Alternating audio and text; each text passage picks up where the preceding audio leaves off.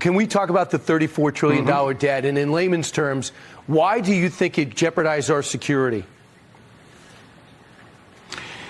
Well, Brian, we're not paying much attention to the fiscal posture of the United States. It's really incredible to me. And as you know, the night I saw you in New York on the 5th of December, I gave a speech that night about this situation, which is up on FedEx.com/trade. But some of the numbers I cite are stunning.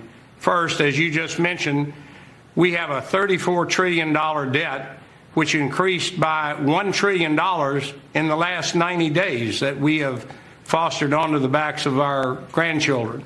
Second, our fiscal deficit is running at about 6 or 7% per year, which is about double what we are spending for the national defense. And last, we're paying interest at the moment that is more than what we are spending on the national defense and homeland security.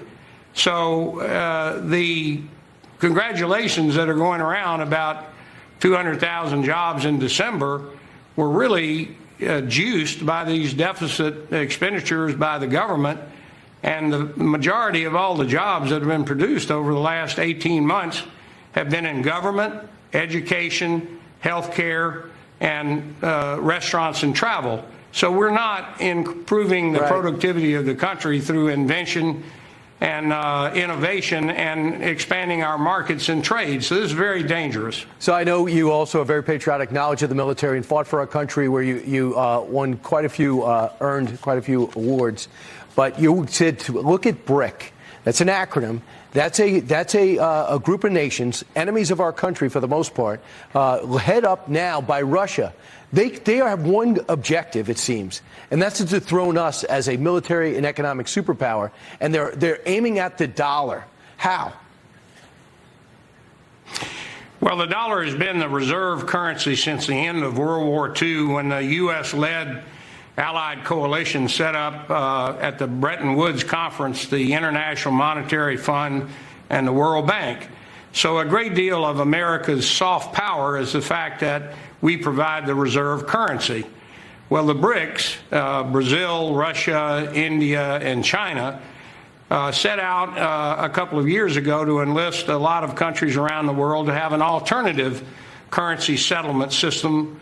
And just this last week, 4 additional countries joined it. So if we lose the dollar supremacy, we will not be able to live on borrowed money. But no other country can do that. So this is the most unreported initiative against the United States power and ability to prosper that we've seen in a long time. Iran, China, Russia. You have other countries, Saudi Arabia, all gathering against us. But real quick on you. You're 4 years old. You lose your dad. No one ever cut a wake for you. You had to make your way on your own in life. You start a recording studio. It still exists today. But you had this vision of FedEx. How do you describe Fred Smith? Where'd that vision come from? And looking back now, was it pure drive? Was it brilliance? Was it an instinct? Why are you so successful? Well, first of all, you mentioned my service in the Marine Corps.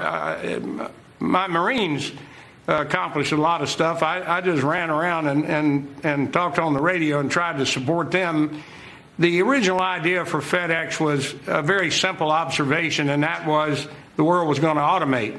And, of course, today we're completely automated in our pocket with our iPhone or our Android device that has our whole life in it. So it was just that recognition. And then, as you mentioned, I spent 4 years in the Marine Corps, 2 in Vietnam, and I watched the logistics system that the military used and realized that this automated world that was coming was going to have an entirely different type of demand pull logistics system rather than supply push like beans, bullets, and ammo.